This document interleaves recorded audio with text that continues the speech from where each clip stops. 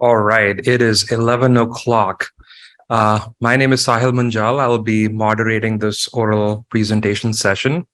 Thank you, all of you, for coming. I know there's a lot of stuff going on, so we really appreciate your attendance. You would not be disappointed. We have an amazing list of presenters, a mailing list of presentations. The only thing is, the task for me is to make sure everybody is on time, because we have 6 presentations in 90 minutes. So everybody's going to get 12 minutes maximum, and we'll do question answers at the end. So leave us about maybe 15 minutes at the end. And during Q&A, we would really appreciate if you ask your questions using that mic, so those can be recorded. Without further ado, let's get started. So the first presentation we have is Climbing Mount Everest, Tips for CL Psychiatrists Managing Patients with Anorexia Nervosa on the Medical Unit, by Dr. Carol Zhu.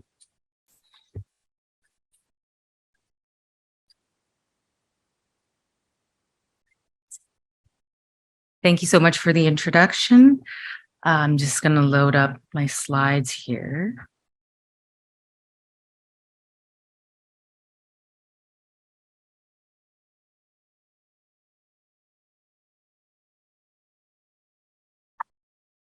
Okay, so hi everyone. My name is Carol Zhou. I am a CL psychiatrist who also works in the eating disorders program in both of the hospitals that I have worked at. And today I'm going to be talking about, from a CL perspective, how to manage patients with anorexia on the medical unit. I have nothing to disclose. And I'm really hoping that we could learn about why it's so challenging to treat these types of patients on the medical unit, practical clinical pearls for the treatment of these individuals, and as well, learn about common pitfalls that can happen and how to avoid them. And the inspiration for this talk about climbing Mount Everest comes from one of my clinical nurse specialists on the CL team, who provides a lot of psychosocial support for patients like these. And in one particular challenging case, she looked at me and she said, you know, Carol, this is my Everest. So I felt so inspired and could so relate to that, and so decided to make it the theme of my talk. So we can start with a clinical case here. So let's say you have a cisgendered female with pronouns she, her, age 22. And this individual came into hospital with hypoglycemia, a blood sugar in Canadian units of 1 millimole per liter, but in American units of 18 milligrams per deciliter. She fainted at her GP's office during a blood draw. An ambulance was called and she was brought to hospital. Her current BMI upon admission is only 11. Her onset of illness was the age of 13, and she has been through many adolescent and adult eating disorders treatment programs. And the primary symptom for this individual is restriction. There's no binging and purging. So kind of an anorexia restricting subtype picture. She also has psychiatric comorbidities of OCD and PTSD. And she becomes extremely distressed when the team tries to discuss with her the possibility of ingesting more calories or weighing herself. Initially, she had voiced a desire to gain weight and acknowledgement that she's quite malnourished. However, this desire subsequently seemed to fluctuate every few days. And over time, the MRP team started noticing behaviors that were not quite consistent with wishes of gaining weight. For example, even though she doesn't ingest a lot of calories, she frequently wishes to leave her room, go on breaks, be very active. She cannot finish her meals designed by the dietitian. She refuses and fights meal plan increases. When a conversation is had about possible intervention with NG tube insertion, she's adamant that that's not what she wants, even though she's so emaciated. And also the team members have observed her doing squats and exercising in her room. And so the medical team feels quite helpless in the face of these ongoing symptoms. She ends up on the medicine unit for 2 months at the time of a CL consult, and she's gained, 4.5 pounds. Some of it is fluid. Right. And at this point, the medicine team is saying, well, what are we doing here? We don't know how to manage this patient. Can we please transfer them to the psychiatric unit? So I don't know if this resonates with any of you, but these are the types of cases that I get quite frequently, kind of doing what I do in both of the hospitals that I've worked at. And I have summarized some of the common challenges in treating eating disorders patients into 3 different groups of factors. And the first is the patient factors. Of course, these individuals that end up on the medicine unit are extremely ill, right?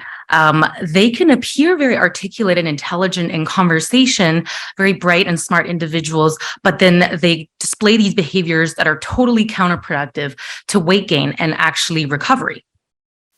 There is so much distress around the topic of weight gain that it almost triggers this distress in the treatment team. Like, are we doing something wrong, to the patient? Because, it makes them feel so uncomfortable that this is happening. They're psychiatrically very complex. Many of them feel like the treatment is invasive or coercive. And again, this kind of burnout and distress in the treatment team is often elicited as a countertransference, not to mention that these individuals often have very poor outcomes despite weight gain. From a team perspective, people on the general internal medicine team generally aren't trained to treat individuals with eating disorders other than managing the physiologic sequelae of severe starvation. So there's a lack of experience and expertise. There is the burnout and moral distress that I've talked about. There's also a tendency for team splitting behaviors when there's patient behaviors that are kind of interfering with recovery. Some members of the team, from my clinical experience, will use the terms like, "Oh, this is them being manipulative," right? Like they're playing games with us, right? Whereas there are other members of the team that say, "Well, actually, this patient is actually very distressed and they just cannot cope with the challenges of treatment." And so then there's a split as to what to do. And then there's a tendency, which is the common pitfall, I believe, of over accommodation to the patient's request to slow down or even stopping increasing their feeds, even though they're at super low BMIs. So, and from a health system factor, perspective, as we all probably are aware of, there's an increased severity and prevalence of eating disorders during the pandemic. And then, as a result, a lot of times medicine units then become the last frontier in treating these types of patients. General psychiatry units are also not well equipped with the medical knowledge to really handle these types of severely emaciated patients. And there's a backlog of very ill patients that are on the wait list for specialized eating disorder programming. I mean, this is especially the case in a single system, kind of health system like Canada. And I'm not sure how bad the situation is in the States, but I can imagine there's some similarities there. And I do think personally that there's a lack of manpower in the field of eating disorders. And so both of the hospitals that I have worked at, North York General Hospital in Toronto, as well as Toronto General Hospital, have been trying to come up with a pathway to standardize and help to guide clinicians in the treatment of these individuals. And I have been trying to help kind of build this pathway. And here in today's talk, I'm going to share some of the tools and common clinical pearls that I have discovered working clinically for this population that can hopefully help you as well in your treatment of these individuals. So first and foremost, I think that early intervention from CL psychiatry and other allied health with experience in the treatment of eating disorders is very important. I mean, there's a whole subspecialty of CL, right? That's all about proactively reaching out and actually decreasing length of stay. And I do think that that's really important in the treatment of these types of individuals. I do recommend that the MRP team, as well as the CL psychiatry team, can at least periodically see these patients together, have a very united front approach, having a very solid kind of consistent plan to treat these individuals. And I would caution individuals to avoid kind of mind reading what the patient's intentions are behind the behaviors that we're seeing, because this is a very severe illness and it has strong biological pinnings, right? So ultimately, mind reading is a cognitive distortion, and we don't want to fall into kind of attributing certain intentions to what the patient's doing. And what we really need to do is just address whatever observable behavior we're seeing that's deviating from weight gain and recovery, and try to address those in a very non-judgmental stance. I do think that having a capacity assessment early on, or helping the MRP team make that capacity assessment early on in treatment, preferably in the first week of the patient's admission, would be foundational to for the next steps in the clinical treatment. Because I do think that someone with a low BMI but is fully capable and is refusing treatment can be discharged from hospital if there are no imminent medical threats or risks. At the same time, like someone with the same BMI, if they're just truly not able to appreciate the risks of malnutrition, and they can barely remember seeing you, right, because they have memory impairment from starvation, then these individuals need to be found a substitute decision maker right away and actually be aggressively treated. So it's really important. Okay. And then a clear active treatment plan with an end goal of when discharge would happen, and let the numbers guide you. Generally, people are weighed twice a week, and if they have problems with weight gain, they're actually weighed daily. And if there's only one thing that you take away from this talk, it is the following point, which is the best prognosis for the treatment of anorexia nervosa, as per the latest guidelines from the APA, as well as a UK guideline called MEAD, Medical Emergencies in Eating Disorders, is that early and fast weight gains are the only positive prognostic factors for these individuals. So do not shy away. It's very safe and effective to do that for these individuals, but we often get too, scared to do that. And then it's important to have contingency planning. Like, if the treatment plan does not actually work, how can we be more aggressive, or how can we switch up our strategies to do something that is actually effective? And then never forget to discharge plan by a referral to a specialized eating disorders program. And then lastly, I think really important to address burnout, both from the CL side as well as the medicine side, on treating these types of individuals. Because I'm going to run out of time, I'll just briefly touch on this table that you can refer to later on about what the signs of capacity or questionable/incapacity looks like for these types of individuals.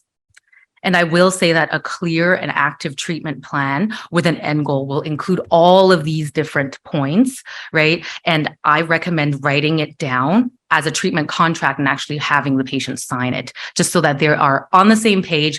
There's everything spelled out for them on what they're supposed to be doing on the unit.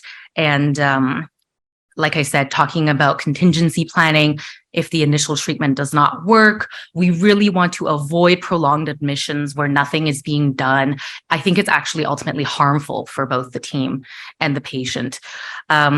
So, you either increase the nutritional intake or decrease activity, or, think about tube feeding, think about any sort of treatment interfering behaviors and how to address those. And then addressing burnout, the cumulative mortality rate, according to the DSM-5, for people with anorexia is around 20% over the course of their lifetime. And the people that present to the internal medicine wards with a BMI of less than 14, their prognosis is going to be much worse than that. So it's, poor outcomes are unfortunately not avoidable in these sorts of individuals. And it's really important to talk about it. I've had MRPs come up to me and say, I've had 6 patients with anorexia die after their hospital admission, and it's just really, demoralizing.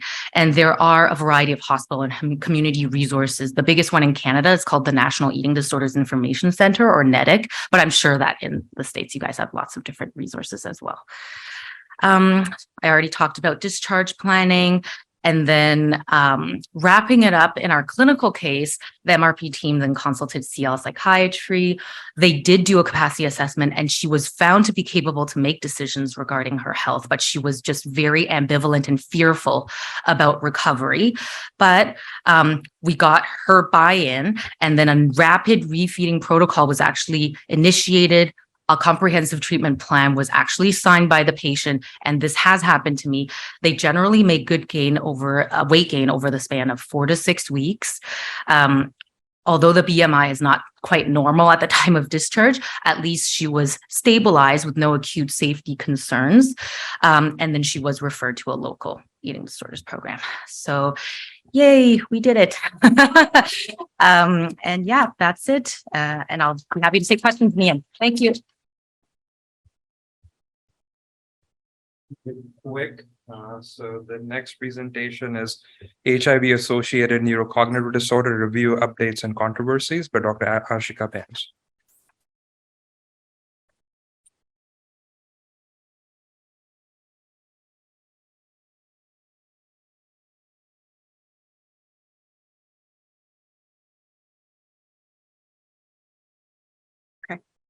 Hello, and welcome to the presentation entitled HIV-Associated Neurocognitive Disorders Review, Update, and Controversies.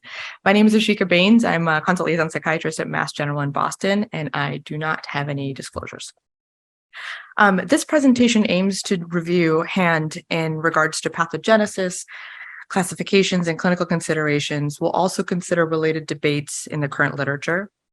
As a background or a starting point, it is notable to mention that historically the trajectory of identification of HIV and response to sequelae has been complicated due to factors such as stigma. Our understanding of neurocognitive complications started with the viral progression to AIDS, which couriered dysfunction in multiple organ systems, notwithstanding substantial neurocognitive complications.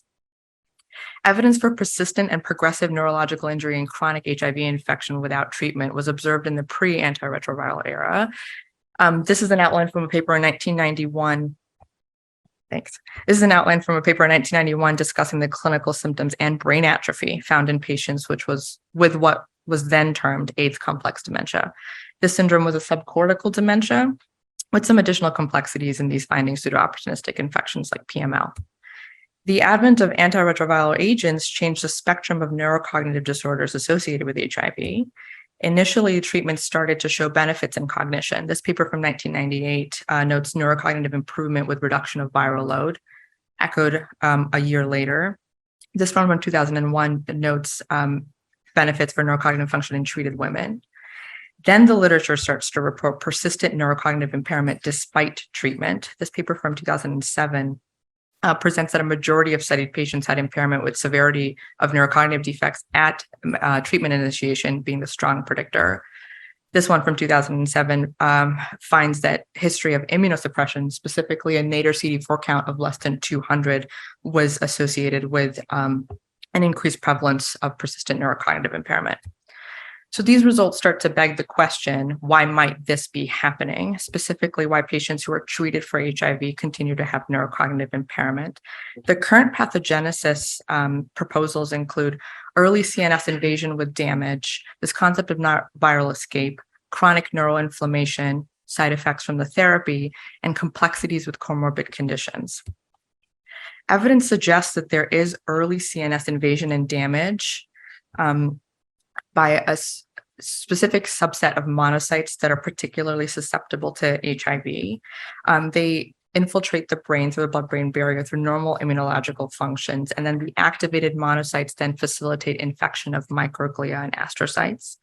Proteins that are produced in the infiltration of and proliferation of the virus can also be neurotoxic, and this indicates neurological damage at the early stages of infection. Notably, there are subcortical structures that have an increased affinity for the virus, which may also correlate with the syndrome as was noted above. With antiretroviral therapy, there is some literature that suggests persistent upregulation of chemotactic agents, and there are cases with differing HIV RNA and CSF versus plasma, which propose this idea of viral escape, specifically that the brain, the microglia and astrocytes in the brain, carry a latent infection despite peripheral treatment and control. The extent to which HIV is cleared from the brain remains to be determined. Another contributing factor may be chronic or persistent neuroinflammation, as microglial clusters were found on autopsies of patients without treatment, and microglial activation is associated with the disease course. The utility of CSF markers is limited in research thus far, but it might be useful in identifying patients who are more susceptible. A systematic review of CSS immune markers in patients with HIV found some specific factors were more consistently associated with hand, regardless of viral count or nadir counts. This suggests a pathway for neuroinflammation and takes us to one of the points of debate, which is the utility of measuring CSF HIV RNA. Proponents argue that measurement could be a useful tool for identifying patients who are susceptible due to viral escape. However, opponents argue that neuroinflammation plays more of a role, and the current literature does not suggest a strong association between viral escape and hand. Then there's the idea that the treatment itself could be contributing to direct neurotoxic properties of certain agents and indirect methods such as coronary artery disease, which might also worsen cognitive function. And that leads us to our second line of debate, that higher CNS prevalence for agents improve cognition. This is yet to be determined. The risk of hand appears to be greater among individuals with substance use disorders. Opiates, cocaine, and methamphetamine have demonstrated increased HIV infiltration in vitro. There is reportedly a higher prevalence of depression, which was observed to be reliably associated with cognitive impairment in people living with HIV. Vascular changes have been reported with decreased immune function, and there is suggestion in the current literature that HIV accelerates the aging process. So in the era of antiretroviral therapy and consistent cognitive complaints with certain individuals, differentiation of terminology was recommended. This breaks down hand into three categories. One being HIV-associated dementia, which is 2 standard deviations below the mean for 2 cognitive domains and marked impairment in daily function. Then mild neurocognitive disorder, which is 1 standard deviation below and impairment in daily function. And then this concept of asymptomatic neurocognitive impairment, which is 1 standard deviation below without any daily functioning impairment. So HIV-associated dementia, as we discussed already, subcortical dementia, and has a significant mortality rate. It also has neuroimaging findings, specifically microglial nodules, reduced white matter volume, and basal ganglia atrophy. Mild neurocognitive disorder impacts the quality of life for patients and also can lead to poor medication adherence, which then can lead to progressive neurocognitive impairments. And then asymptomatic neurocognitive impairment does not have daily functioning impairment. So how often is this happening? One of the larger studies, a charter study, presented impairment in the majority of patients, with asymptomatic neurocognitive impairment being the most prevalent, and low nadir counts being the strongest predictor. And a systematic review also noted that HIV-associated dementia had a prevalence of 2.1, mild neurocognitive disorder had a prevalence of 8.5, and asymptomatic neurocognitive impairment had a prevalence of 26.2. And therein lies another point of debate. Is hand common in the era of antiretroviral therapy? Prior studies have shown significant prevalence. However, opponents argue that the criteria may be too broad and may be including individuals who would otherwise be normative. So the greater question here becomes, does having milder forms of hand progress to more severe forms of neurocognitive impairment? And a few longitudinal studies have demonstrated variability in terms of progression. So for us, who should be screened? Well, that too is not well established. There are, however, several factors that have repeatedly been associated or repeatedly been studied. This includes lower education, which may suggest a lower cognitive reserve, low nadir, and the severity of neurocognitive impairment at treatment initiation.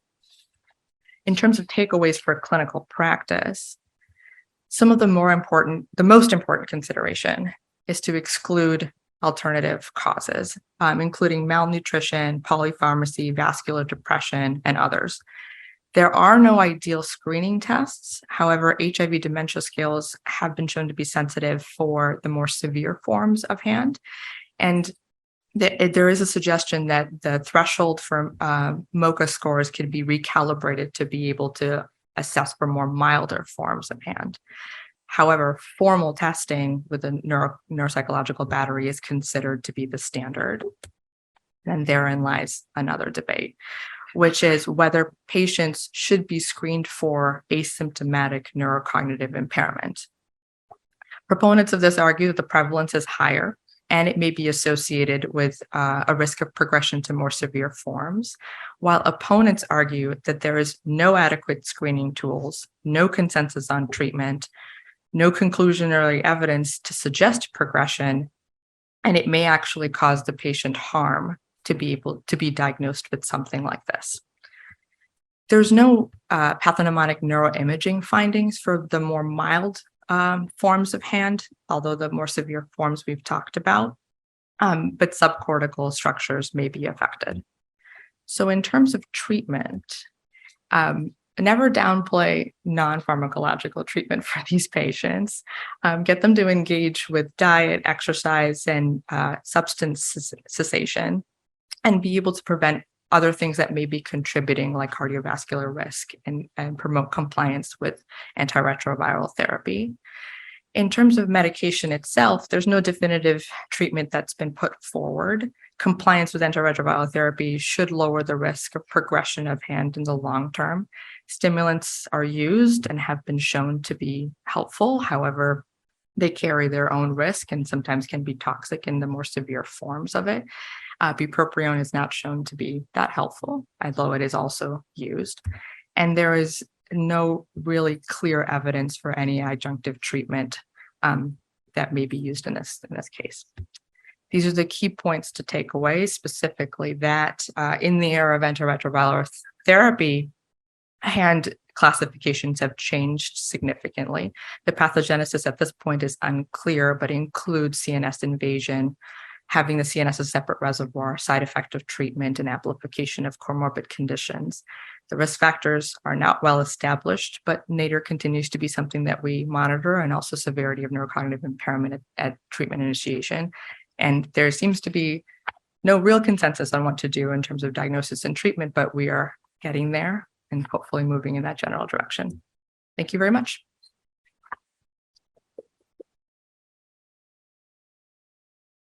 Keep going. The next presentation is IB Identity, Personality Factors in Inflammatory Bowel Disease by Dr. Andrea DeSimone.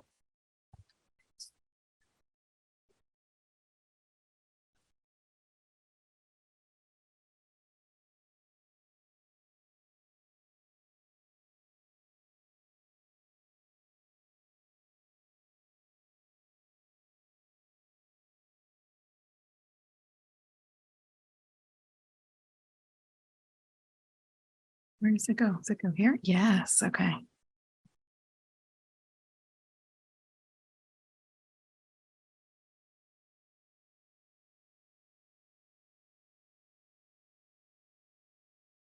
Okay. So I'm presenting my team's preliminary work in IB Identity, Personality Factors in Inflammatory Bowel Disease. My co-authors are Danielle Thompson, Josh Korzenik, and Ashnad Carney, all at Brigham and Women's Hospital. I have nothing to disclose. The fascination with the relationship between personality and disease is traced back from Greek and Roman times with Hippocrates and Galen to the present day with the rise of our own subspecialty and prominent discussion of the interplay between mind and body. Although the paradigm has perhaps shifted to personality causing disease, to personality affecting the response to illness. So patients, as well as my family, if we're being honest here, continue to talk about how stress will give you an ulcer or cancer can be cured with the power of positive thinking. So more recently, there is a subset of the literature that has examined the relationship between immune-mediated disease and personality disorders. Anxiety and depression were found to be more common in immune-mediated disease. MS has found to be more common with histrionic personality disorder and bipolar spectrum illness. And those with personality disorders and immune disorders were found to have decreased employment rates, increased disability, and decreased quality of life. Literature has found that certain personality characteristics are more common in people with inflammatory bowel disease, including neuroticism, obsessive compulsiveness, perfectionism, and narcissism. There also appears to be higher rates of histrionic and borderline personalities.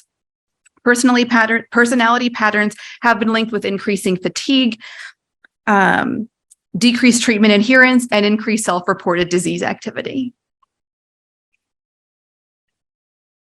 The aim of IBDentity is to assess the prevalence of personality characteristics of patients with IBD to see if there's a correlation between personality and disease severity.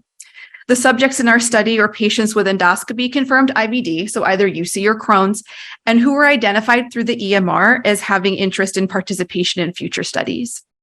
So they were administered 2 instruments. So the first one was the Millen Clinical Multi-Axial Inventory 4, and a measure of quality of life in IBD, which is a short inflammatory bowel disease questionnaire. So they were administered this in the infusion center via Q Global or at home via RedCap. So let's talk about the Millen first. It's 195 questions. It takes about 30 minutes to complete. So it's based in Millen's theory of personality. So it measured personality patterns such as melancholic, avoidant, narcissistic, compulsive, as well as personality patterns such as schizotypal, borderline paranoid. Each of these are further delineated into a sort of mild, moderate, and severe form, noting that everyone will have a mix of all of these traits in them. So some of the strengths of this, that it does correlate with DSM-5 diagnosis. So if you're using the full scale, it can help to diagnose things like MDD or GAD. It uses a grade 5 reading level, so it's accessible to a lot of people, and uses this innovative way of reporting the base rate and the percentile rank, which I'll talk about in a minute. Some of the limitations of this is that it does correlate with DSM-5. So if you were at my talk yesterday, you'll know that the DSM can be a biased document at times. And it's also self-report versus clinician reported. So let's explore what the score means and why the base rate and percentile ranks are so important here. So if you use straight percentage, it creates this kind of false like correlation with each other. So in other words, if something like 20% of your population has schizotypal personality, that's much different than if 20% has melancholic, because schizotypal is much rarer in the population than melancholic. It actually makes more sense to explain the base rate first, which is here in yellow. The base rate is a measure to what extent a certain personality trait is present in a person's life. So anything under 60 is functional. 60 to 74, this is a personality style. So this isn't necessarily pathologic. This is just how someone goes through their life. 75 to 84 is clinically significant, and it may include traits of a debilitating nature at this point. And anything 85 and above can be considered symptoms severe enough to constitute a personality disorder. So for this patient, I think it was 90 was the base rate for antisocial personality. And then there was, I think it was avoidant and masochistic personality. That was between 75 and 84. And there were several styles. So note that in some, these are functional and not elevated. But again, everybody is going to have a mix of styles and types. So going back to the percentile ranks, which is in the red circle. So this is an indicator of rarity and signifies the percentage of the population that scored below that particular individual. So a percentile rank of 96 means that only 4% of the population scored higher than that person. So the example that they use is a base rate of 74 on the melancholic scale corresponds to a percentile rank of 67, while the same base rate on the schizotypal score trait refers to a percentile rank of 90. So it's a measure of the relative rarity of that particular trait. Okay. So moving on to the SIBDQ, this is a 10-item validated, reliable measure of symptoms of IBD that may affect quality of life. And higher scores are associated with improved quality of life over the preceding 2 weeks. And it's been shown to correlate active disease with lower quality of life. It does ask about both social symptoms as well as physical symptoms. So the second one I'll tell you about. It's kind of small. It's, have you ever delayed or canceled a social engagement because of your bowel problem? So that's like a more social measure. And then question 9 is, how often during the preceding 2 weeks have you been troubled by a feeling of having to empty your bowels when they're already empty? So moving on to our results. So after gathering data, first we removed inconsistencies, of which there were 2. So we ended up with data from 47 patients. The results are broken down into personality style, type, and disorder using the base rate calculation. So just some notes about the demographics. So our patients were overwhelmingly Caucasian with a slight predominance for Crohn's over UC. And greater disease complexity, which we also looked at, was determined by having at least 2 of the following. So 1 was being hospitalized in the last year. The other one, number 2, was having a history of intestinal resection, or number 3, being on a biologic. So let's look at the pooled results over here on the right. So notice that it's broken down into style, type, and disorder. So that's the same kind of like mild, moderate, and severe types of personality. So note that everyone is going to have style. So this adds up to more than 47. So people can have more than one style, more than one type, more than one disorder. So to start, I compared my population to a group of controls. So compared to controls, patients with IBD had increased rates of histrionic and turbulent personality disorders. So I think the only one of these that may need some explanation is turbulent, in terms of what that is. Millen conceptualized the turbulent personality pattern as someone who's typically energetic and buoyant and prone to vigorous pursuits of happiness. That was the phrase that he used, which I really liked. So on one end, this can be a strength, as many of these traits can be. But on the other extreme, these patients are prone to scatteredness, overstimulation, overanimation, and an inability to maintain balance in their relationships. And so this can affect their relationships with others and, of course, their treatment team. So we found that there were increased rates of turbulent, histrionic, and compulsive traits, along with decreased rates of avoidant, melancholic, negativistic, masochistic, and paranoid traits. Yeah. So we wanted to see how our patients, our population of patients with IBD compared to a population of patients with another autoimmune disorder, such as MS. So this study also used the Millen, but they used an earlier study, so they didn't have the measure of turbulent personality in there. So I compared the data and found that the IBD population we measured had significantly fewer melancholic and histrionic personality patterns than a comparable MS population. We then wanted to see if the measure of quality of life, so the perceived disease severity, was predictable of a presence of personality disorder. So meaning if a patient had a poor quality of life, are they more likely to have a personality disorder? So we needed to use a Mann-Whitney-U test for this. From this data, it can be concluded that the SIBDQ scores in patients with personality disorders were not significantly lower than those without personality disorders. So we also ran a linear regression as another analysis to see if the value of the SIBDQ could be predicted from the presence of a personality disorder. So we found that the p-value was 0.237, which showed that the presence of a personality disorder could not predict the SIBDQ score in this population. So what are some implications for the studies for CL psychiatrists? Understanding personality structures can provide focused referrals, assist in programmatic development, and guide future treatment development that targets the limbic system. So first, the Millen itself can be a great starting point for treatment planning and focused treatment referrals.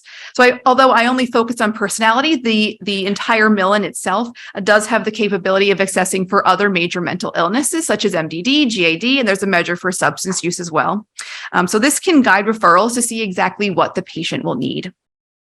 It can also help understand patients' day-to-day needs in the clinic. So for example, someone with a dependent personality style that's predominant is going to feel overwhelmed in a much different way than someone with schizoid personality pattern. So understanding what your patient may need to feel fulfilled and heard in their clinic is a very valuable piece of information for you as a clinician.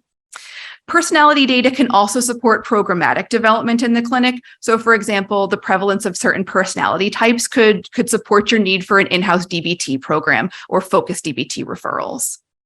And as there is a connection between inflammatory bowel disease, the HPA axis, and the limbic system, and fMRI studies have been shown to have differences in areas responsible for emotional processing in the amygdala, this could serve as a target for future biologic development.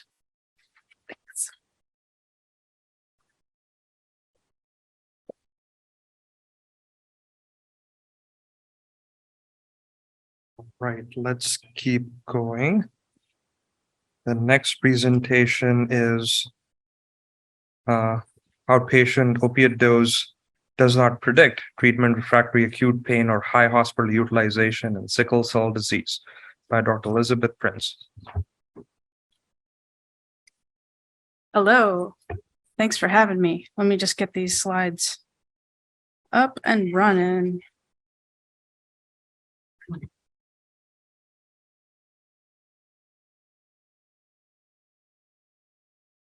Alrighty. Great. Well, I'm Liz Prince. I'm a psychiatrist at Johns Hopkins, and I'm excited to be talking to you about this paper I've been working on. It's entitled The Complex Association of Daily Opioid Use with Visits for Pain in Sickle Cell Disease, Tolerance or Treatment Refractory Pain. And these are my co-authors here. I do not have any disclosures.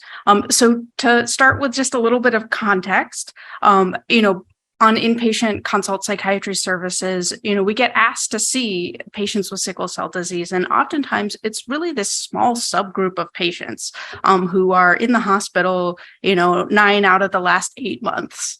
And the truth is that this is really just a subgroup of folks with sickle cell disease. Most patients have less than 1 hospital admission a year. Most are not on chronic opioids. So I think that we as psychiatrists are actually sort of in a pretty good position to understand behaviors, and coming to the hospital, getting treatment is a behavior. Opioids are used for the treatment of acute and chronic pain in patients with sickle cell disease.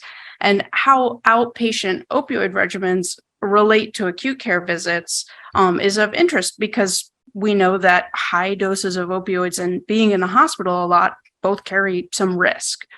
So there was a prior study by my group that showed that outpatient opioid treatment for chronic pain could contribute to this vicious cycle of treatment refractory acute pain, then leading to greater acute care utilization, and then escalating opioid doses. And so this study was undertaken, a naturalistic observation study, to really determine, is this reliable in a larger number of patients and then across different acute care settings. So let me tell you about what we did. This is 1 year of data that we collected from our patients. This was before the pandemic, and it was clinical data, almost 300 patients that are followed in our sickle cell center for adults. And what we gathered was clinical data, like what kind of genotype they have, and their age and gender, what kind of treatment they're getting, for example, hydroxyurea or exchange transfusions, and then also their visits to the hospital. So they would visit the emergency department, our sickle cell infusion center, which is a place where they could be treated for acute pain, or getting admitted to the hospital. We then calculated outpatient opioid dosage. And the way you do that is you add up all the prescriptions that they got for opioids over the year. You divide that by the number of days they weren't in the hospital, and you have an average outpatient opioid dosage per day. And then we used generalized linear models to see how to sort of predict acute care treatment. And we controlled for all of these patient factors, disease factors, and treatment characteristics I mentioned before. So what did we find? Outpatient opioid dosage predicted the amount of opioids people got during encounters. However, it didn't predict how long those encounters would last or how much pain relief the patients got during those encounters. We did see that higher outpatient opioid dosage associated with, a greater number of visits, but when we looked at that, it wasn't really a linear association, and this really sort of positive was only seen in the folks with the lowest 50% of outpatient opioid dosage. So let me show you a picture of that. This is the main figure from the study, and what you'll see is it's 1 year of acute care encounters in all of the settings I mentioned by average daily outpatient opioid dose in standard opioid pills. So what do I mean by a standard opioid pill? So one standard pill is 15 oral morphine equivalents. So that's 15 milligrams of oral morphine, 10 milligrams of oral oxycodone, or 4 milligrams of hydromorphone. And so in this picture here, we see on the y-axis are all the encounters, just a total number of encounters in the ED, in the sickle cell center, or admissions to the hospital. You'll see that they're really clustered down at the bottom, right? But these dots, which all represent a patient, up there at the top, we have one person who had 35 visits. And then on the x-axis, we have number of standard opioid pills for the outpatient opioid dose. Again, we're really clustered over at 0, but all the way out there, you can see one person broaching 50 standard opioid pills in a day. I think that involves fentanyl patches. So you also see 2 lines here. So the gray line is the negative binomial generalized linear model I mentioned of looking at outpatient dose and utilization. And the black line is actually a splined model, and there's knots at the 50th and 70th percentile of outpatient opioid dose. And so you can see that those at the less than 50th percentile got a pretty good looking positive line there. But as you start to get between 50 and 75th, and then beyond the 75th percentile of outpatient opioid dosage, really looking more like a flat line. And just to give you a context, the 50th percentile of outpatient opioid dosage was 0.021 standard pills, which unless they're like really good with a pill cutter, that's not someone who's taking opioids every single day. And then the 75th percentile is just over 1 standard pill per day.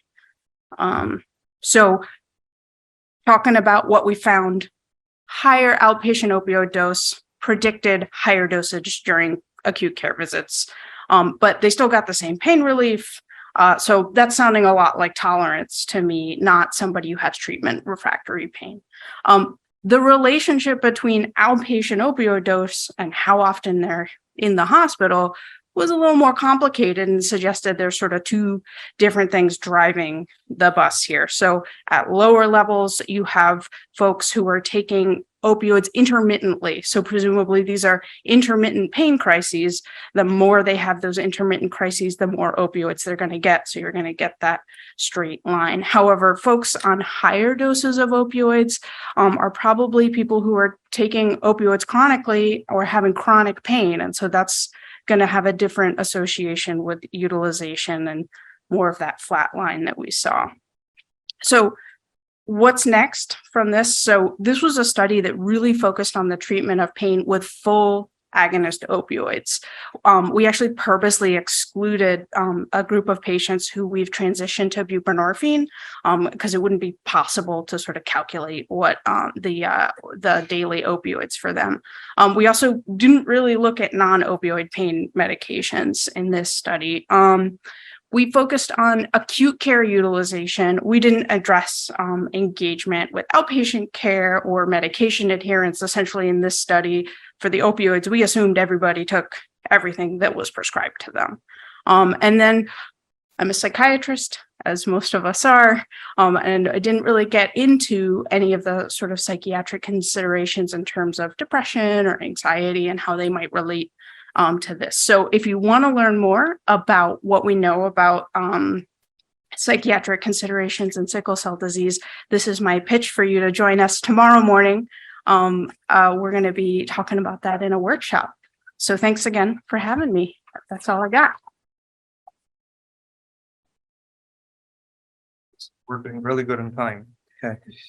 Next presentation we have is split dosing dogma for methadone maintained in patients with acute pain and opiate use disorder, a mixed methods categorization of a future study population by Dr. Dale Terasaki.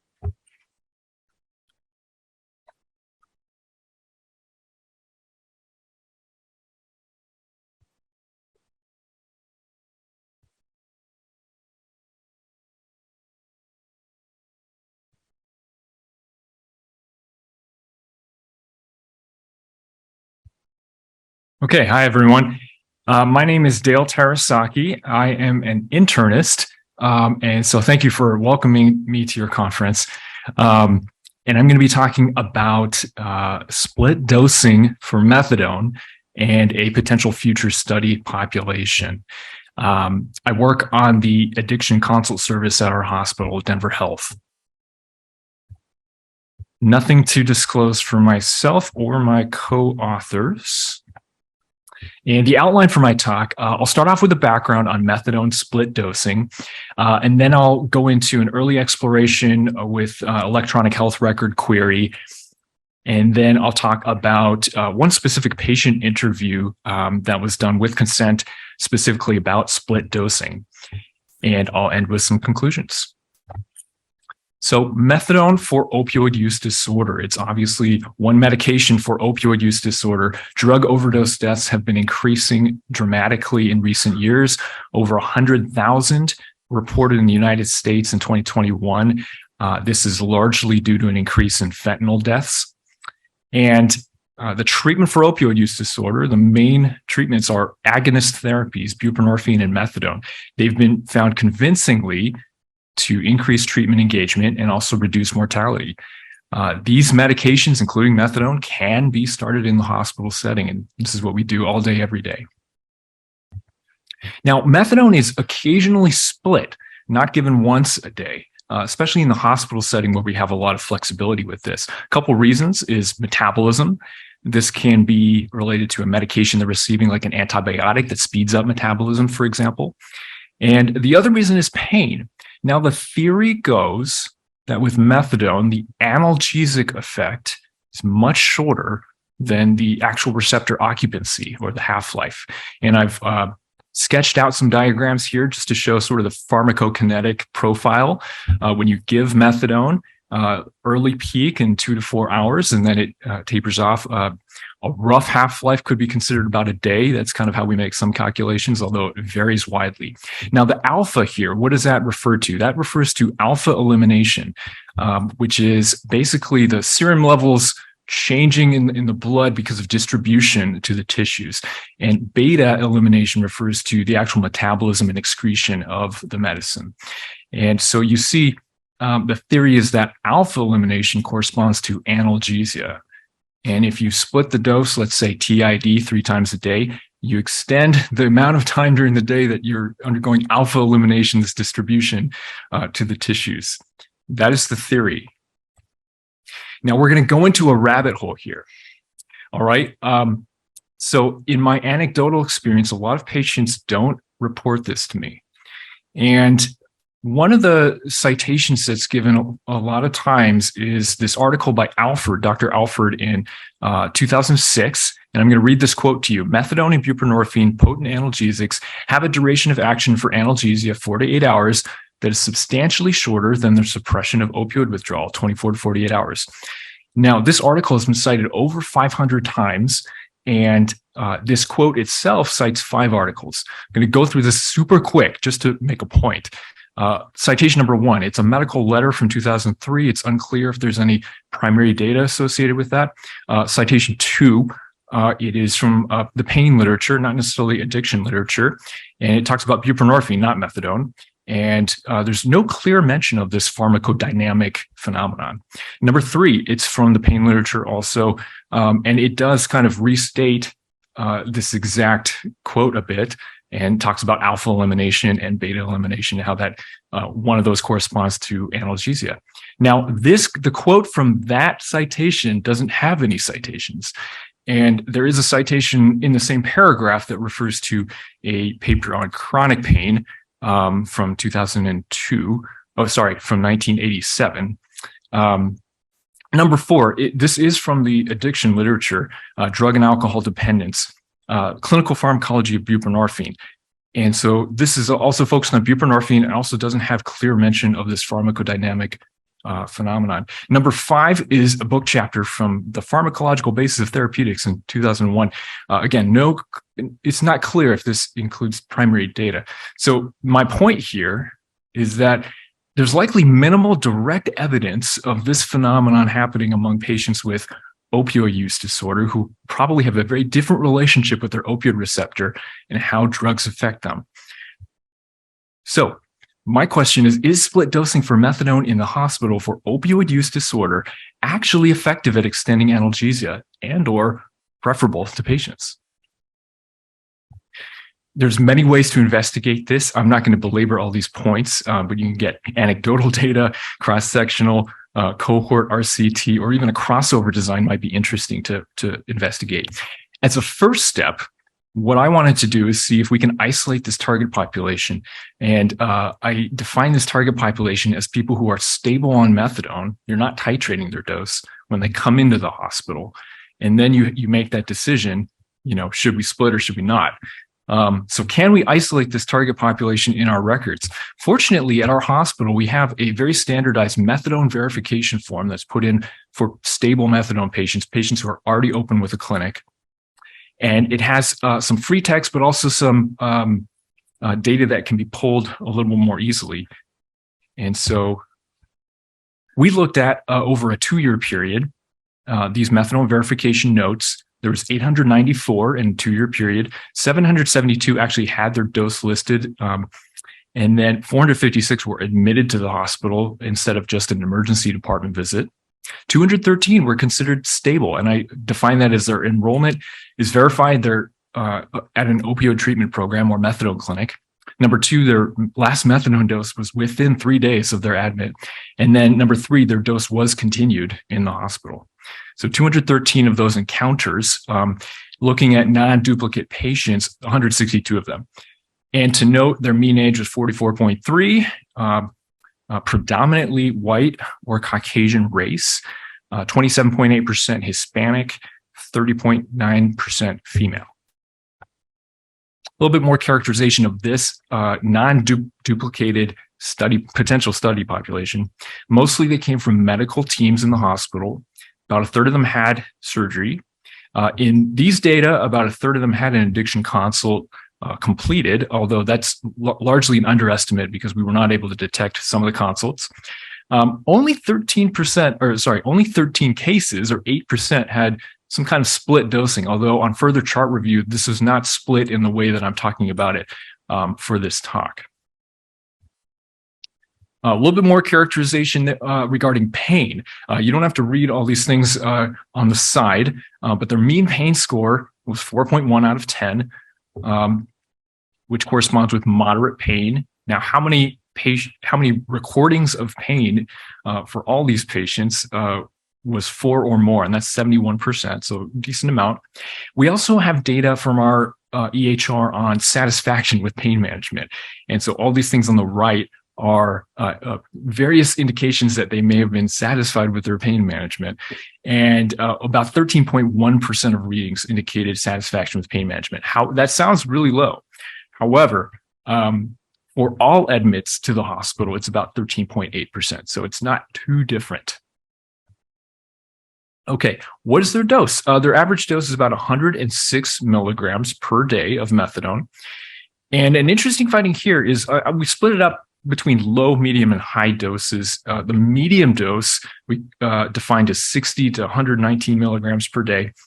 And they tended to have the highest percent of their pain readings indicate satisfaction, which is 15%. And they also tended to have the highest pain scores, which is very interesting.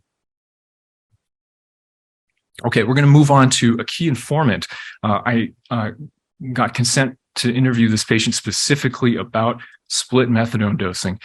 And so Mr. S, he's a 39-year-old male with a history of inadequately treated endocarditis, renal failure, several patient-directed discharges. And he initially presented with weakness, shortness of breath, volume overload, diagnosed with, worsening of his endocarditis. We initiated methadone for him, but despite that, he still left the hospital and then returned the same day.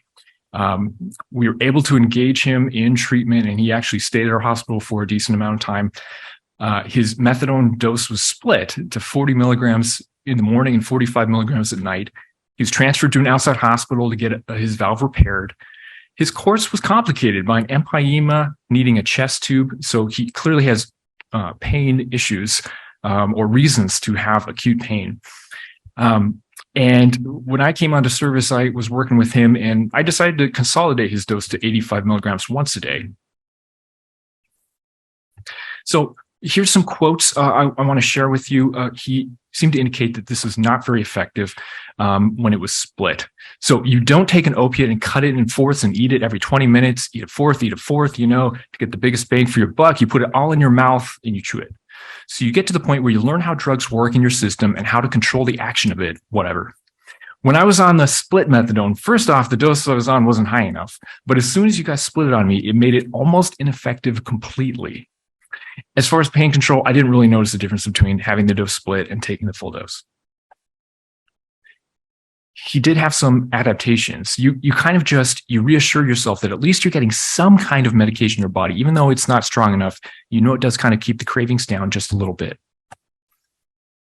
He also talked about this sort of chance to feel. Now, I asked him, and then when I first started working with you, we put your dose back into once daily, put it all at once. What was that like? He says, mentally, I like that deal a lot better because then I could tell myself I'm getting both doses. So regardless, if the dose is off, at least I have a better chance of feeling me drop some cravings and actually have the opportunity to drop some of the anxiety. I said, would you say you had a strong preference for one or the other? And he says, oh yeah, I think being an addict and kind of knowing how, the experience of taking medication in a way to get the strongest potency, the least filtration through your body, I would say do it all at once, full swoop in the morning. And that's how the programs do it. And that's how the people on the street have a tendency of doing it. So that makes sense.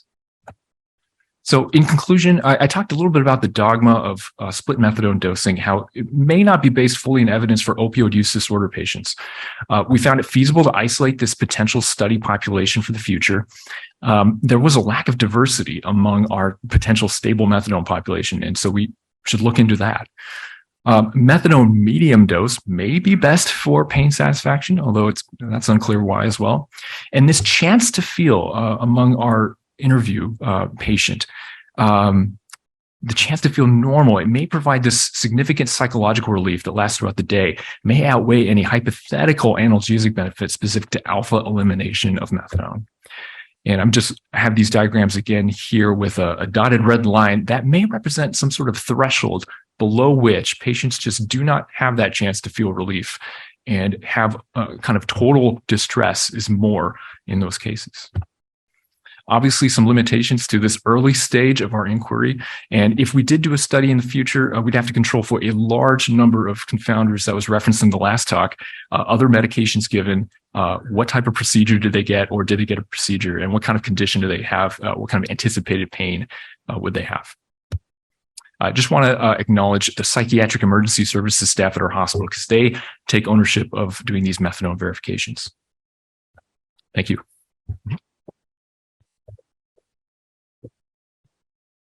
So we are at the last presentation. We're at the home stretch now. So the next one we have is a web fellow presentation, Delirium in Critically Ill Cancer Patient COVID-19 by Dr. Christian Rial.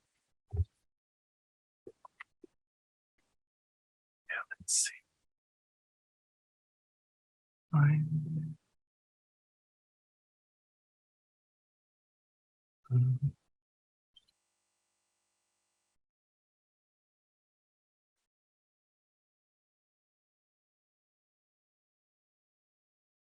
I find the presentation.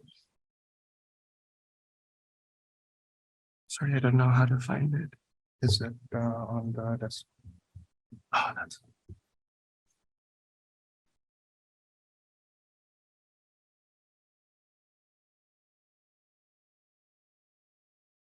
Did you upload it? Yes. On the desktop here. Oh, no, I didn't. No. How do I do that? Let's see. We have it in the email. Yeah, Or I know. maybe we can get it here.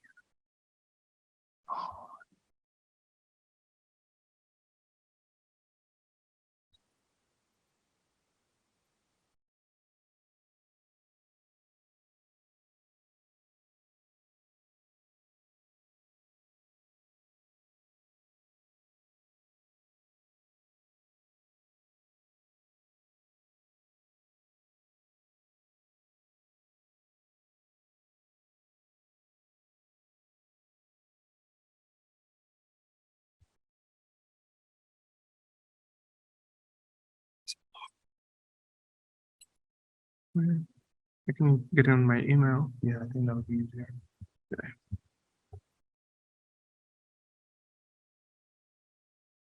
Let's see.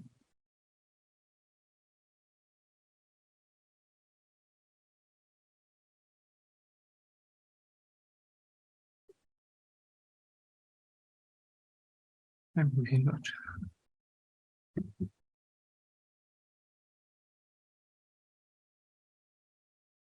No, if I don't remember my password, that's a problem. Oh, what about let's see. There's a link where I can access this conference server. Weird. Oh, maybe if I do that.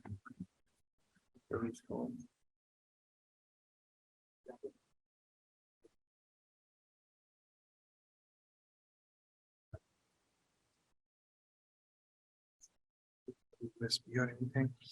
I don't, but I can send my, I have a presentation here to send it on by email. Sorry about the technical difficulty. That's okay. I mean, maybe in the meantime we can do the Q&A while we load up his presentation. If people have any questions, they can come to the mic and ask for the other presenters that we had.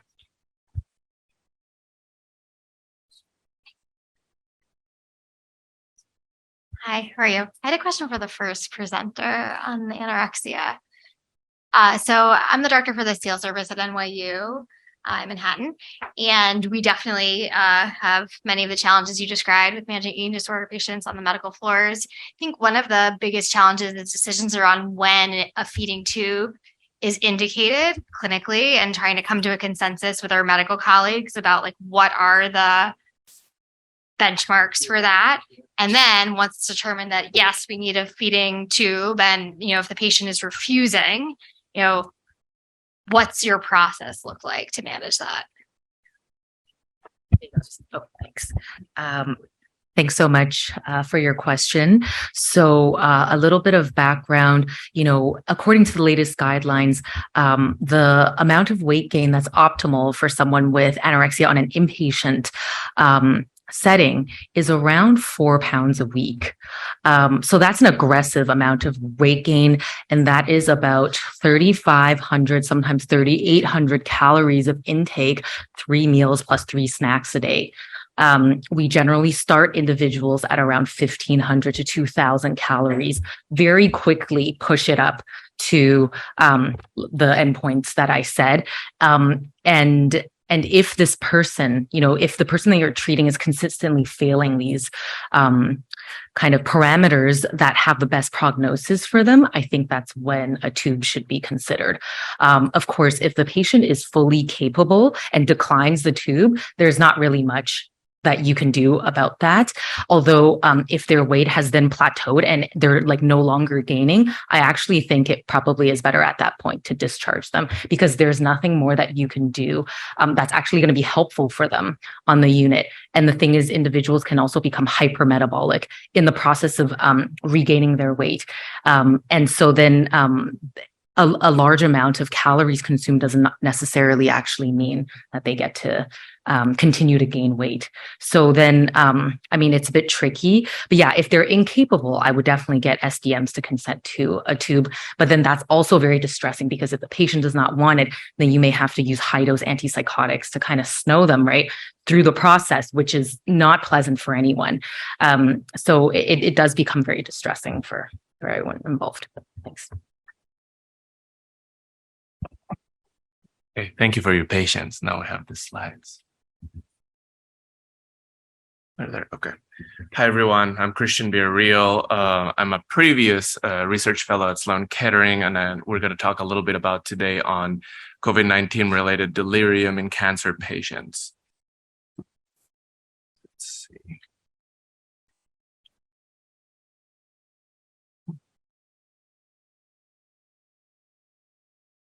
There we go. Okay. So how did this study came to be? We were working in our ICUs in the hospital, and we have an increasing surge in patients with COVID and delirium. And we were noticed this was a big problem. There was no data in terms of whether there was any difference between a typical respiratory illness related delirium versus a COVID-1. And we thought, well, how about, are they different? Are they not? Let's study it a little bit. Let's try to figure out whether there are any difference in incidence. We know the incidence and prevalence of general type delirium in cancer patients, and we wanted to see what we would find in terms of incidence, in terms of risk factors, etc. So we decided to run a retrospective single center observational study. We grabbed patients from February 2020 till July 2020, anybody that was 18 years or older that had COVID and were admitted for COVID and had cancer and were admitted to our ICU were included. Exclusion criteria involved people that were 72 hours or less in the ICU, or people that died within 24 hours of admission. Now, this is the graph of inclusion criteria. Basically, 70 patients met the inclusion criteria. There were some that didn't, for the reasons that you can see there.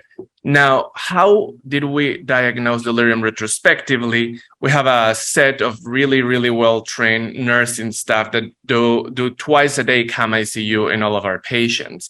They're audited biannually for reliability, and they have really good reliability. And so we decided to go that way. Because it's measured twice per day, we decided, well, if at least one of those within a 24-hour period is considered CAM ICU positive, we'll determine that to be a positive delirium day. If a patient had delirium at any point during their stay, it's considered a delirium positive patient. Our nursing staff in the ICUs also do RAS scores, so we determine hyperactivity that way retrospectively. So if the patient was delirium positive and had a RAS score of +1 and above, we considered it hyperactive. Now, we didn't do analysis of hypoactive delirium. The reason, even though some other studies that are similar do it that way, if you think about, this study was done in the first wave of the pandemic, where the treatment rationale for critical care patients was very different from what it is now. In fact, anecdotally, talking with the critical care attendings, they would say, you know, like a lot of the way that we treated is that we had a thread with critical care attendings of Europe and Asia, and we just kind of like talk what was working, what was not, like in our experience, and from that pool of like conversations came to be early intubation, high sedative practices, and also something that I want you to keep in mind, they didn't do steroid management at the beginning. Now we know that this is actually very helpful. But because of all those confounding variables, specifically significant sedation, we didn't think that it was a good way to assess hypoactive, also considering the fact that this is retrospective. So in terms of our results, out of the 70 patients that were included, 53 were diagnosed with delirium, which is around 75%, which is not too different from the literature of delirium. Now, also very consistent with literature, they were significantly older, the patients that did develop delirium. on average 67 years old, the group of delirium, the group of no delirium around 60 years old. Now, interestingly, and we'll talk a little bit about this later, patients without delirium were more likely to have prior cancer-directed therapy. And outside of that, there were no significant differences in gender, race, type of cancer, pre-existing medical or psychiatric comorbidities, including mortality. And we'll talk about that later because that's also unusual. So let's take a look at the more relevant numbers. In the delirium group, 53 people, 75% of our patient population. The duration was around 10 days. RAS score on average was on the low side. But despite it, we do have a significant amount of hyperactive ever patients. And this speaks a little bit on the story of how they really have problem weaning off sedative agents or ICU colleagues. The moment they would go down, the patients became really hyperactive. They had to go back up on sedatives. And there's this transition that took a little bit of time. In terms of COVID-specific medications, there was no particular difference in terms of treatment of COVID-type medications. Also, no differences in laboratory values, even though there's some emerging evidence showing some C-reactive protein relationship with delirium development. When it comes to medication administration, I hope you can see it. It's a little bit unclear there, but a lot of it is very consistent with the current literature. Antipsychotics, dexmedetomidine, and vasopressors are more typical, more associated within the delirium group, which speaks of the fact that we treat delirium, or at least the agitation of delirium, with some of these medications. And vasopressors, I would say it's an indicator of severity of disease. But now the steroid part is important because, and it'll relate to a conversation we're going to have in a few minutes. The reason I think we have more patients in the delirium group using steroids is because steroid use in respiratory illness in critical care patients is somewhat controversial. In some cases, it's believed that that's not necessarily the case, that you shouldn't necessarily do that. And over time, evidence did amount to the determination that steroids should be used in COVID. But at the beginning, we didn't know. And so I think what was happening is that our delirium patients, you'll see, were sicker than our non-delirium patients. So, and the critical care teams were running out of tools on what to do. And even though it was controversial, I think the decision was made, let's do it. So you have a significant difference in delirium treatment in the COVID population that had delirium versus the ones that didn't. And then we have also a table that talks about medication duration over days. And you can see how sedatives do play a longer role here. And I think this is the history of trying to sedate the patient, trying to wean off sedatives, and then becoming very agitated, and then having that play over the days. Then in terms of ICU secondary outcomes related data, like length of stay in hospital, length of stay in critical care, it's pretty consistent with the current delirium literature, just longer lengths of stay, except for mortality. That is not different. And we'll talk a little bit about it. In terms of intubation, longer intubation and tracheostomy was only occurring in our delirium patients. So the majority of our patients had delirium. There was no difference in mortality. Now, we can attribute it, we have a pretty small sample size, so we could attribute to the small sample size mainly. Although, if we were to think about, okay, let's imagine that's not the case, let's generate some hypotheses. A potential hypothesis could be the steroid medication given to the delirium group. Now we know it really does help. And the fact that our non-delirium group didn't receive steroids, whereas our delirium group, a lot of them did, may have played a little bit of an equalizer role at that time. Now, delirium was associated with older age antipsychotic use, dexmedetomidine and vasopressor use as well, increased length of stays, and intubation.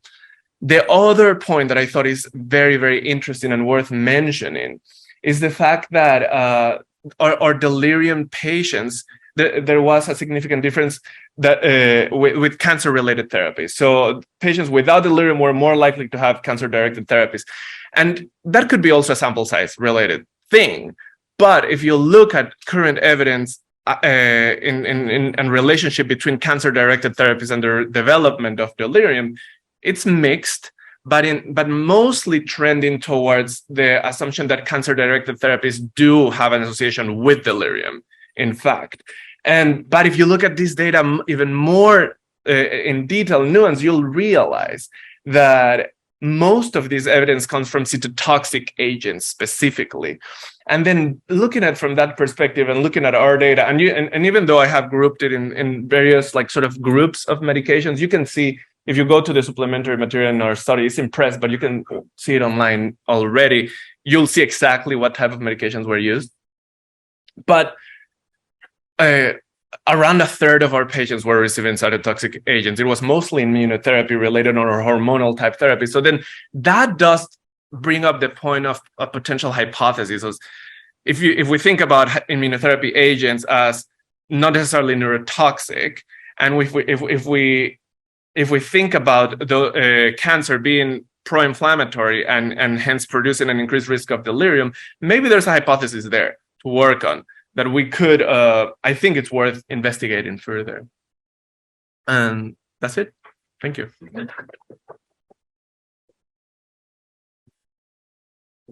10 minutes for Q&A. So please come to the mic, ask your question, and the presenter can come up and talk about it.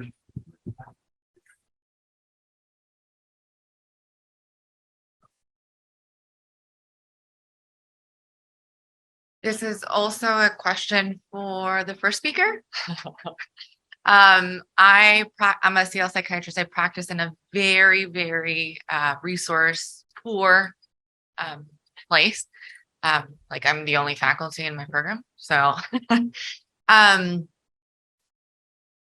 we had a case of a very severe anorexia patient, BMI of 13.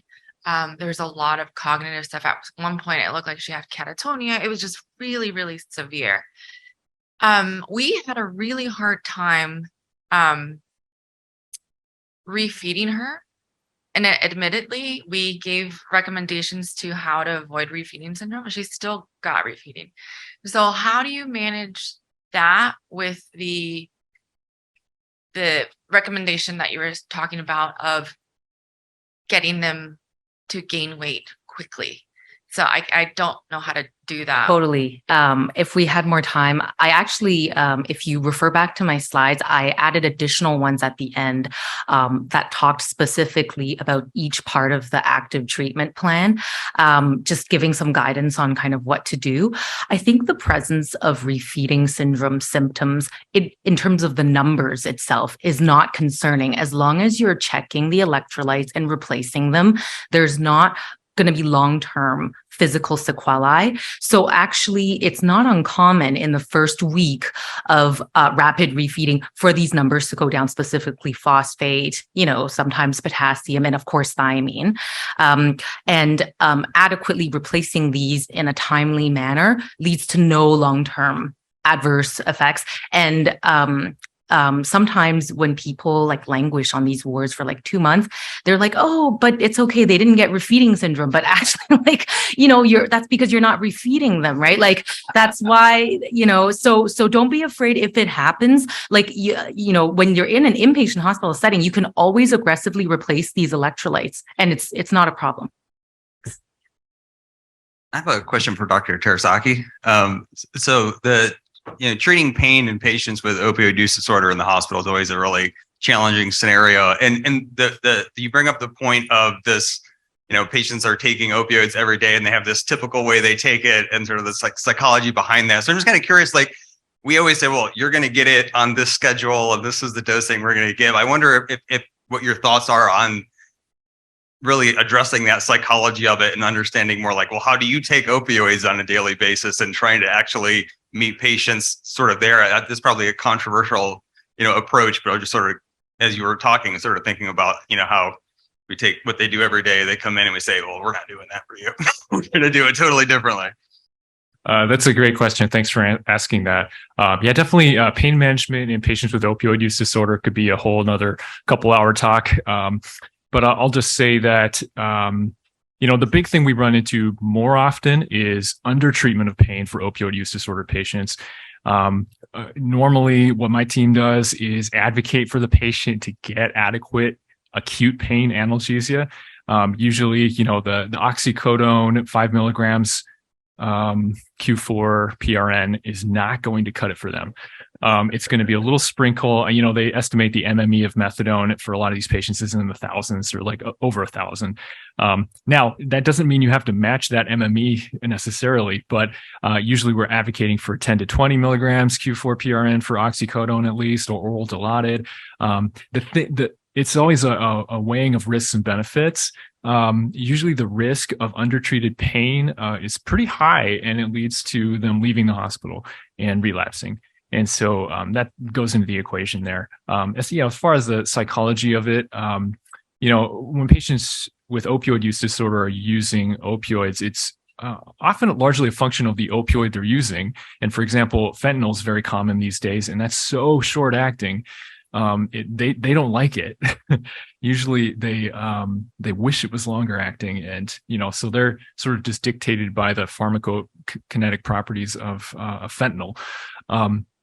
And so anyways, we're very much advocating for it, keeping their methadone dose going, and treating with substantial acute pain medicines on top of that, including non-opioid options as well. Hi, I'm sorry. Question for eating disorders again. Sorry. So I'm CL psychiatrist in South Florida. Length of stay is shorter than the rest of the country, probably. We've made it a habit of keeping eating disorders in our hospital for months at a time, and have put up very strong limits for that to happen. So people started sending eating disorders to us, and so each one is 2 to 3 months length of stay, and they get a sitter from the beginning. Every patient has their own patterns that we have to adjust to. They're all super intelligent. They all know they have a problem, but are completely opposite in their behavior. We've standardized contracts, orders, sitters. A lot of tools have been already standardized roughly for the eating disorder anorexic patient. So anybody under 16 essentially is kept in the hospital. 15, we start discharge planning to whatever else next. But we've dealt with 9s, 10s, 11s, 12s. The staff are the biggest challenge, like nursing and sitters. Any advice on what kind of behavioral or educational plans we can actually mobilize with the staff rather than with the patient, because they hate the patient by week 1, and I tell them that there's 20 pounds left, right? So just staff advice on how to get them to. I know it's tough. Yeah, no, that's a really good question. Thanks so much for asking. It's a tough one, right? I guess I might start by asking if you had any nursing staff that have specific experience working on like specialized eating disorders programs. Because in Toronto, at our hospital, we had a few that for decades actually only worked with eating disorders patients. So they have a lot of experience. They have a lot of empathy, kind of given what they've seen over the years for these individuals. And because of their seniority, they then actually influence the younger generations of nursing staff to be more non-judgmental and kind of, again, focus more on the behavior, not really trying to mind read and guess what the intention behind the behaviors are. I find that having a few of these experienced like nursing staff and allied health can be really, really helpful. If you don't have access to a resource like that, I do wonder if like inviting some speakers who are allied health with these types of experiences could positively influence the existing allied health. It's really hard though. Like sometimes there is a lot of, like eye rolling, like a lot of like negative countertransference towards these individuals at rounds. So it's not an uncommon problem for sure. Yeah. Thanks. Thanks all. Great talks. My name is Bill Scheidler. I'm a psychiatrist at UNC. on the CL group. I had a comment for Dr. Terasaki and then a question for Dr. Prince. I think something that we've noticed in recent years to the methadone question is some confusion about the ability of the hospital to give once daily dosing of methadone as not being an OPAT. And so that's been something that we've had to provide more education on, that there is that ability and that there hasn't been a default to split dosing to somehow get around some of these regulations. But there have been, I think, still something that we continue to educate on is some of the limitations in terms of when we can discharge some of these patients who may want to discharge on Saturday, but their methadone clinic is not open on a Sunday. And that may mean we need to hold on to this person so they can get that methadone and go back to their outpatient provider on Monday. And for Dr. Prince, a question, just how some of this data, because I work with the sickle cell group at UNC, and just how some of this data has influenced your practice, and how you might recommend, some of these factors and what we can do to address that issue of high utilization and turnover in that regard. Yeah, that's a great question about how do these findings affect my practice. And I think a big piece is, I spoke about how there's these two different patterns, right? There's the folks who are on the lower half in terms of outpatient opioid dose, and they really tack with the more opioids they're getting outpatient is the more frequent they're in the hospital. But really, I think the biggest impact for me has been in these folks on the greater than 50% outpatient opioid dose, and really appreciating that what's driving utilization behavior there is not just like how much opioids we're prescribing for them. It's probably chronic pain. And what we know as psychiatrists is that chronic pain ties really closely with depression, and it ties really closely with problems with sleep. And so it really drives me to try and be pretty aggressive about identifying and managing those conditions in patients with sickle cell disease. And I'm really lucky because I'm part of a big multidisciplinary team that is really empowered to address those things. So it's not just me single-handedly trying to treat depression in a huge population of hundreds of people, but rather that I'm just part of a big team who's saying, geez, that person's depressed. Let's really try to treat that depression and see how that impacts their behavior and their pain and how they're doing overall. So I think that's probably the biggest impact. Awesome. Thank you. Cool. Thank you, everybody. So there shouldn't be anything between you and lunch anymore. So thanks for attending and hope you have a good rest of the conference.